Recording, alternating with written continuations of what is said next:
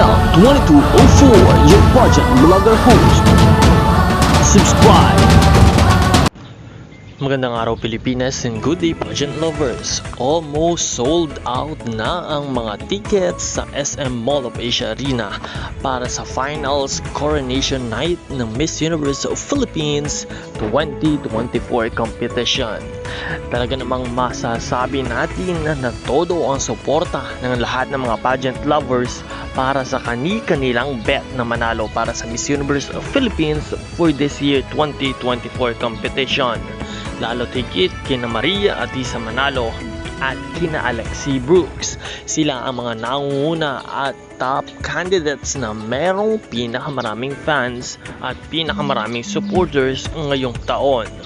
Kaya naman, congratulations to Miss Universe of Philippines organization, and of course congratulations sa lahat ng mga candidates and good luck.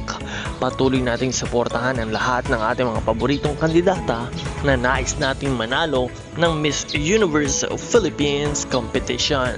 Lalo tigit kay Miss Iloilo Alexi Brooks. Suportahan din ang channel na ito sa pamamagitan ng pagpindot ng subscribe button.